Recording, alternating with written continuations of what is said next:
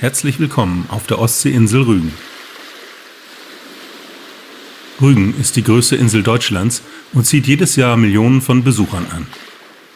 In diesem Video wollen wir euch mitnehmen zum Königsstuhl, der Hafenstadt Sassnitz, Prora und den Seebädern Binz, Sellin und Göhren. Zum Abschluss geht es dann noch in die alte Hansestadt Stralsund.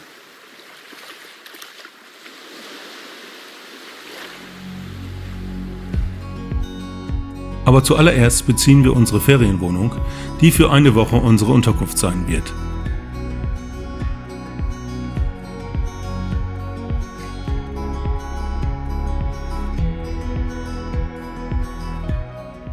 Hier an der Ostsee kann man sich wunderbar mit dem Fahrrad fortbewegen und so fahren wir mit euch zunächst in den Ortskern von Binz.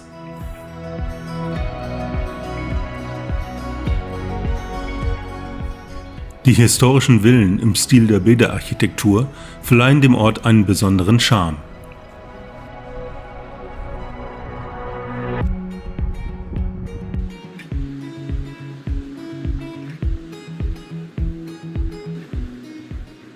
Das Seebad punktet mit seinem 5 Kilometer langen feinen Sandstrand und der imposanten Seebrücke, die weit ins Meer hineinragt und einen fantastischen Blick auf die Ostsee ermöglicht.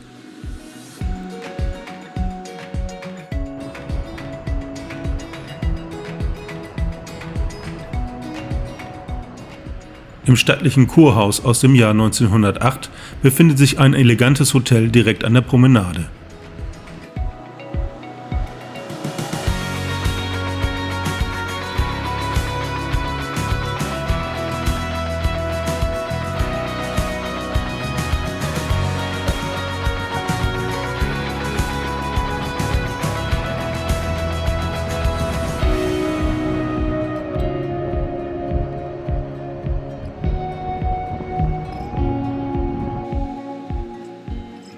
Die Strandpromenade ist mit eleganten Villen aus der Gründerzeit gesäumt und verleiht dem gesamten Ort einen gewissen Charme. In Binz findet man zudem eine große Auswahl an Restaurants, Cafés und Bars.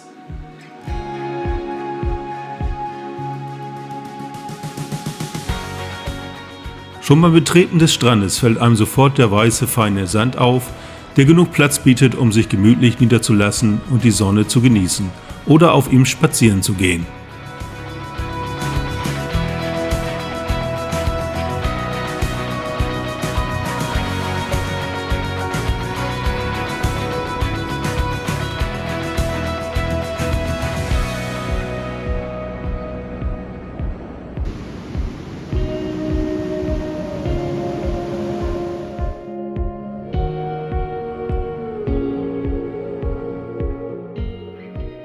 Unseren Kaffee genießen wir dann am Nachmittag auf dem schönen Balkon unserer Ferienwohnung. Ein Abendspaziergang am Strand von Binz ist eine wunderbare Möglichkeit, den Tag ausklingen zu lassen und die Schönheit der Ostseeküste zu genießen. Die salzige Meeresluft, das Rauschen der Wellen und der sanfte Wind sorgen für die nötige Urlaubsentspannung.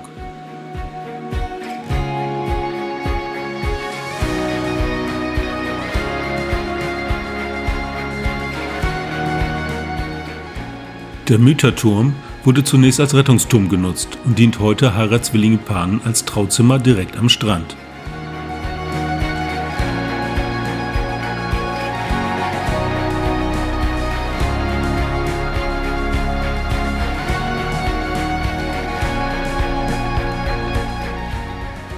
Der Schmachter See befindet sich im Hinterland von Binz und setzt sich in der Dämmerung gekonnt in Szene. Er ist von Waldgebieten umgeben und gehört zum Landschaftsschutzgebiet Schmachter See.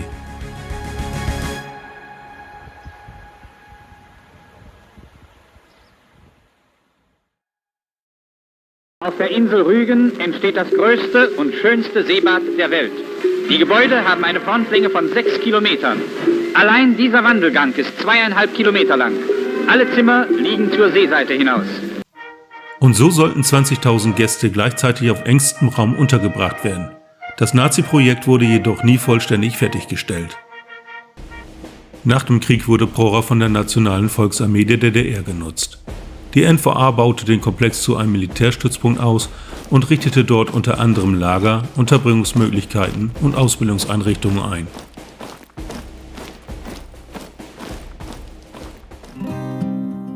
Mit dem Ende der DDR im Jahr 1990 wurde die NVA aufgelöst und Prora verlor seine militärische Nutzung. Die Gebäude wurden nun zusehends dem Verfall überlassen.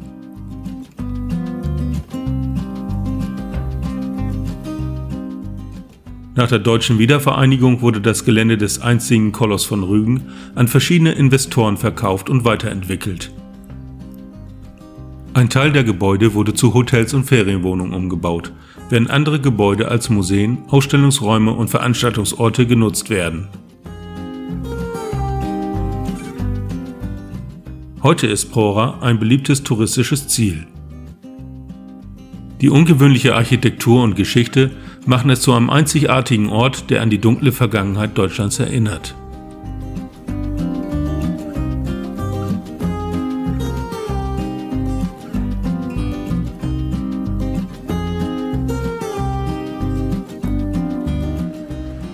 Die Reste der monumentalen Kai-Anlage sind heute einer der Anziehungspunkte für Besucher und zum Teil noch erhalten.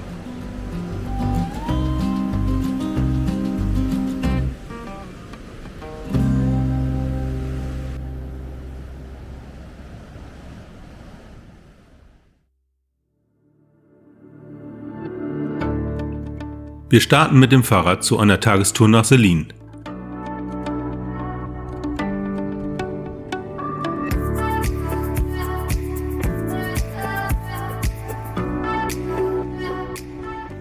Auf Rügen gibt es zahlreiche Fahrradwege, die sich ideal zum Erkunden der Insel eignen. Der rasende Roland, auch bekannt als Rügensche Bäderbahn, ist eine historische Schmalspurbahn, die zwischen Lauterbach und Göhren auf Rügen verkehrt. Die Bahn wurde im Jahr 1895 eröffnet und ist heute eine beliebte touristische Attraktion.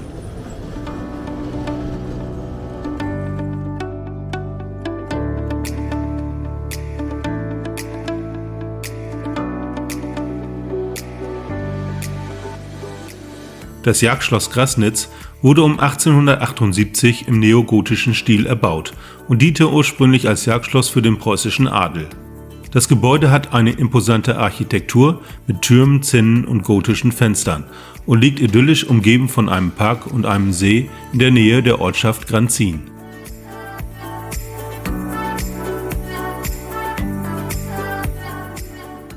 Ein besonderes Highlight in Sellin ist die Wilhelmstraße, eine geschichtsträchtige Flaniermeile, die mit ihren Villen im Stil der Bäderarchitektur beeindruckt. Hier finden sich auch verschiedene Restaurants, Cafés und Geschäfte.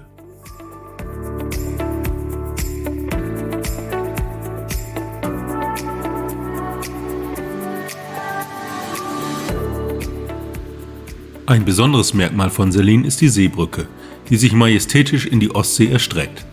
Die historische Seebrücke hat eine Länge von etwa 394 Metern und ist ein beliebtes Fotomotiv für Besucher.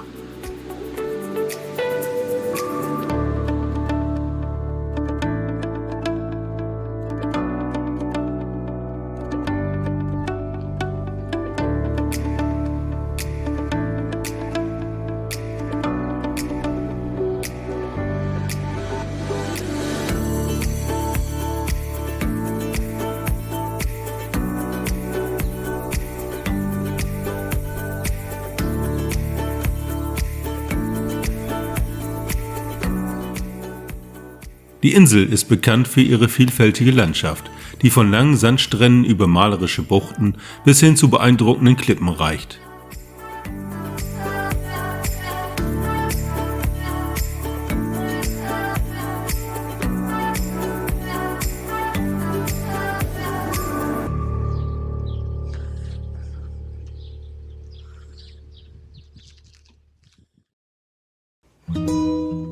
Heute besuchen wir den Königsstuhl, der sich im Nationalpark Jasmund befindet.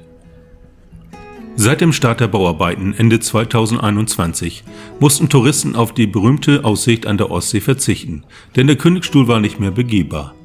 Nach Verzögerungen bei den Arbeiten wurde der Skywalk Ende April 2023 eröffnet. Zufälligerweise besuchen wir die Aussichtsplattform am Eröffnungstag und dementsprechend war der Andrang auf dem Steg, der einen atemberaubenden Blick auf die Kreidefelsen und die Ostsee bietet.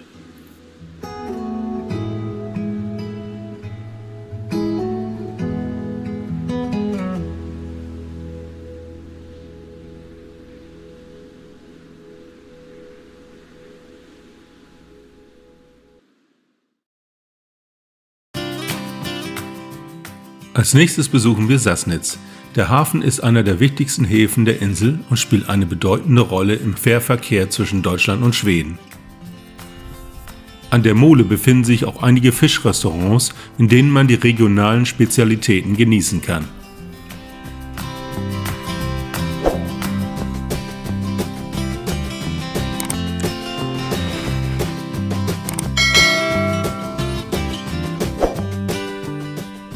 Die Altstadt von Sassnitz ist ein charmantes Viertel mit historischer Atmosphäre.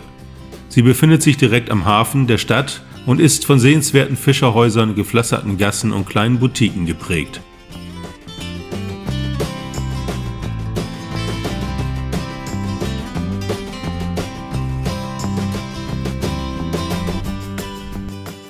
Von Sassnitz aus starten auch die Ausflugsschiffe zu den berühmten Kreidefelsen.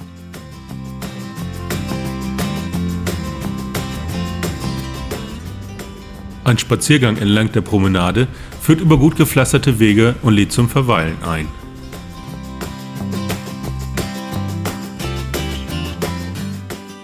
Der Fischereihafen ist ein wichtiger Ort für die örtliche Fischindustrie, wo frischer Fisch eingelandet und verarbeitet wird.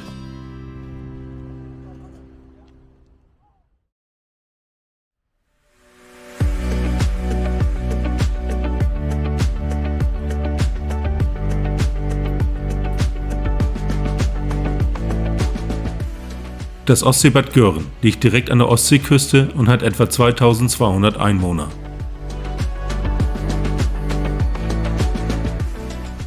Der Ort ist vor allem bei Touristen beliebt, die in der Sommerzeit die Strände und das milde Klima genießen möchten. Es gibt mehrere Strandabschnitte, die für verschiedene Aktivitäten geeignet sind. Görens Seebrücke erstreckt sich rund 280 Meter in die Ostsee hinein und ist nicht nur ein beliebter Ort zum Flanieren und Entspannen, sondern dient auch als Ausgangspunkt für Schiffsausflüge zu den umliegenden Inseln und Küstenabschnitten.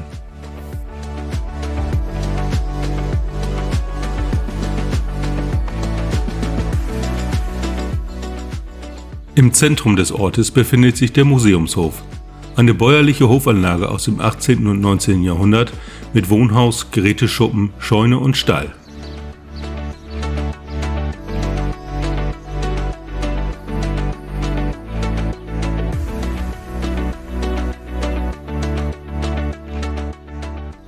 Typisch für die Bäderarchitektur in Göhren sind die weißen Villen und Häuser mit aufwendigen Verzierungen.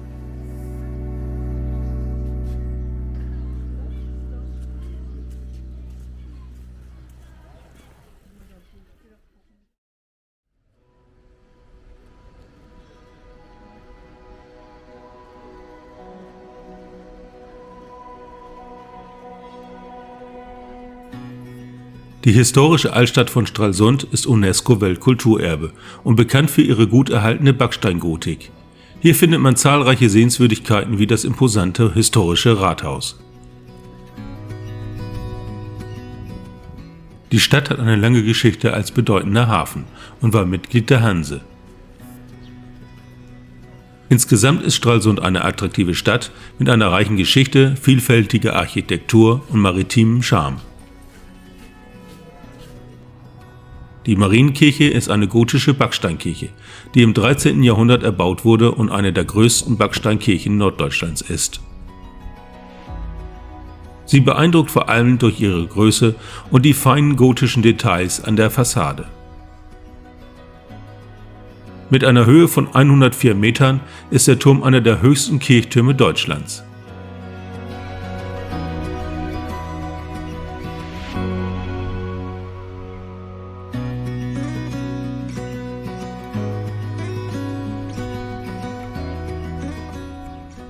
Das Kloster zum Heiligen Geist ist ein mittelalterliches Klostergebäude, das im Jahr 1270 gegründet wurde. Es liegt in der Altstadt und ist eines der ältesten erhaltenen Gebäude der Stadt. Ursprünglich diente das Kloster als Einrichtung zur Unterstützung von armen und kranken Menschen, sowie als Wohnstätte für Nonnen.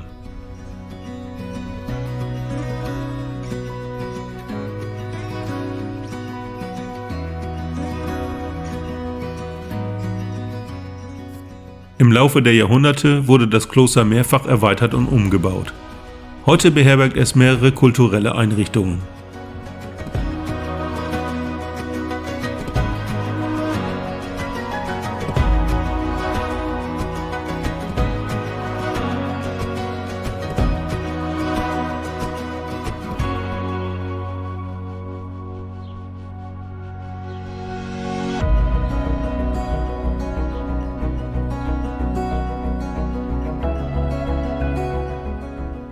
Wir erreichen das Ozeaneum, das in einem modernen Glasgebäude am Hafen untergebracht ist. Gleich im Eingangsbereich wird man von mehreren Walskeletten überrascht.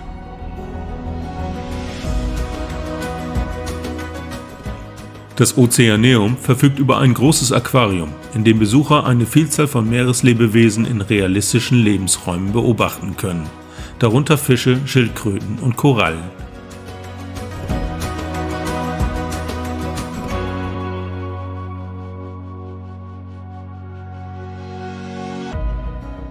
Das Hauptziel der Einrichtung ist es, Besuchern die Vielfalt der Meereswelt näher zu bringen und sie für den Schutz der Ozeane zu sensibilisieren.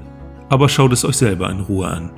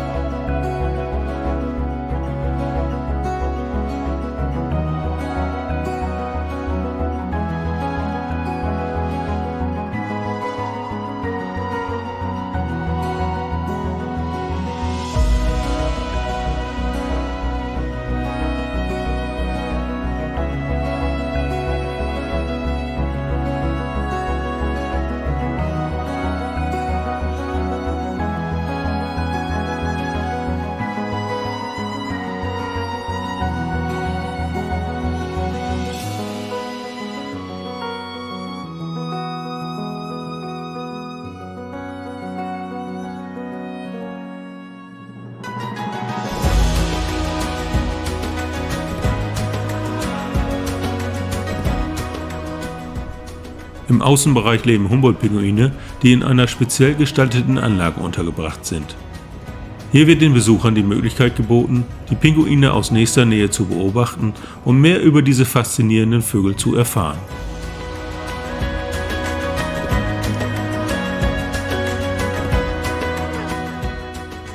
Wir betreten den Innenhof des Rathauses, der von einer imposanten Arkadenhalle umgeben ist. Hier finden regelmäßig Veranstaltungen statt.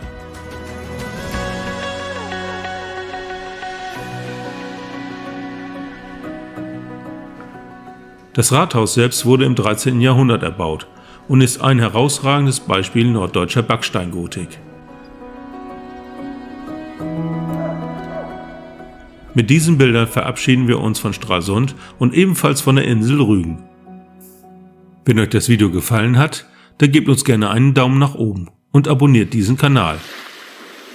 Bis zum nächsten Mal.